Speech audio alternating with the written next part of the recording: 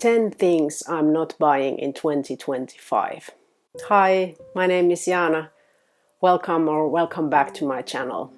Why am I doing a low buy challenge this year? First of all, last year I went through my house decluttering everything that I felt that I didn't need anymore. And now I feel that my house is much better organized and I don't want to change that. I don't want to just mindlessly buy things, even if they're on sale. So I want to make conscious choices about what I buy. Second, I want to stay on my budget. I feel like setting some kind of guidelines to myself on what I want to buy and what I don't want to buy will help with that. And third, I don't think that our lifestyle based on consumerism is sustainable. And I want to do my part. I know that as an individual, I can't change our culture alone, but I can be one of those people who will be changing it. I need to point out that I'm not going to be taking this challenge too seriously, because I feel that if I set myself rules that are too strict, I'm just going to think about that forbidden thing that I'm not allowed to do. In this case, I would be thinking about shopping all the time. And for me, it's not very useful to be too strict about these things.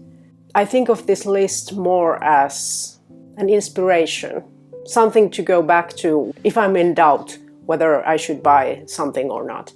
And there's always exceptions in life. So it might be that now that I made this list, I didn't really think things through. I didn't consider all the aspects that could be affecting this. So we'll see how it works. I think there's always room for flexibility. I also want to point out that my list is highly personal. I'm not intending it to be a guideline for anybody else. Maybe your list would look completely different, or maybe you don't have a list at all, and that's completely fine. I'm not here to judge anybody. Fast fashion. Buying fashion is not really a problem for me because I don't really buy a lot of clothes. Like I have said in my previous videos, I work from home. I don't need that much clothes.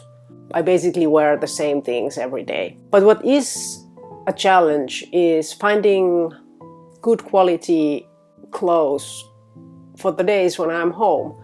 For example, jogging pants or t-shirts. I don't want to buy clothes that are too cheap because I know that they won't last. But on the other hand, I'm living on a budget, and that means that I can't just buy the most expensive options out there. And what makes this even more difficult is that buying that kind of clothes secondhand is difficult. For example, I wouldn't want to necessarily wear a secondhand t-shirt because those are the kind of clothes that you typically use until the end, and when they are smelly and worn out, then you throw them out. So I don't think there are many options in secondhand stores for buying that kind of clothing. Things that I already have.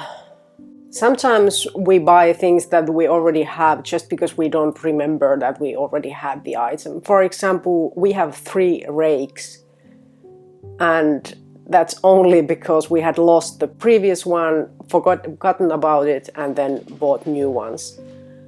So I try to keep my home more organized so that I know what I have. But also, my challenge is that, for example, I love teapots, and I already have a few. I might buy a new one if I encountered a really nice a nice one, but I don't really need that. So I'm trying to think that if I want to buy something, I will have to donate the one that I have or trash it if it's in bad condition. Beauty products I don't need. A few years ago, I was going through this phase when I bought many different kinds of beauty products just because they were on sale and I felt like I wanted to try them. But then it turned out that they weren't really suitable for my skin or for my hair or whatever. So from now on, I'm trying to only buy products that I know that are good for me or that I know that are suitable for me. For my skin type, for example. Water. We have such good tap water in Finland that it's not really necessary to buy bottled water. So in that sense, this is kind of a no-brainer. It's easy not to buy water. But there's a catch. Me and my husband, we both love carbonated water. And that's why we do buy carbonated water, especially in summer when it's hot. It's so wonderful to just open a can of water on a hot day, sit in a shade and enjoy that water. But I'm aware of how ridiculous it is because, like I said, we could just drink tap water instead. I'm really not sure what we are going to do about this because, first of all, I can't make this decision on my own. I mean, this list of mine, it only considers me, not my family members. And I know that my husband probably will want to continue buying that carbonated water. And to be honest, I enjoy it a lot myself too. So maybe I'm just going to try to cut down the amount of water that I buy. And in any case, I try to keep my water bottle with me when I'm traveling so that I don't need to buy water just because I forgot my water bottle home. Impulsive thrift store purchases. As you probably know if you have been watching my videos, I love going to thrift stores. It's almost like a scavenger hunt. You can never know what you will find.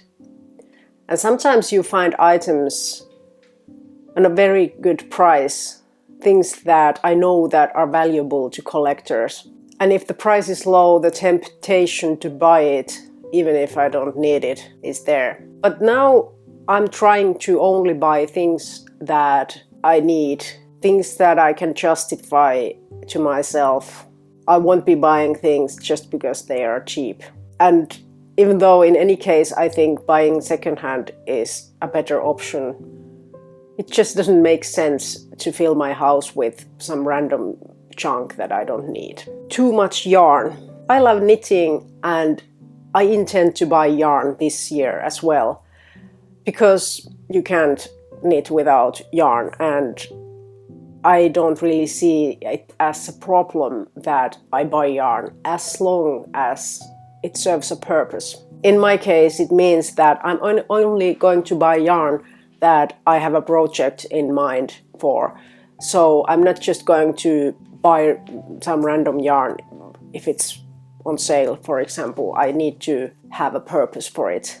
And also, I want to make clothes that I know that I will wear. Clothes that are suitable for my lifestyle.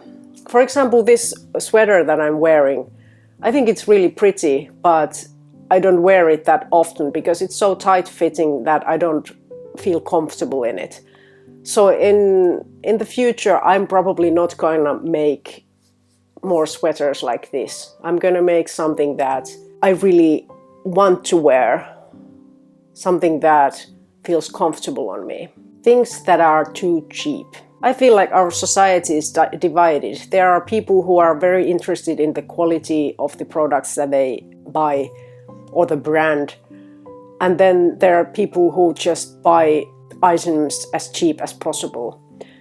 And I'm not talking about this to blame anybody, because I know that we have very different financial situations too. But for me personally, it doesn't make sense to buy things that are too cheap because they won't last.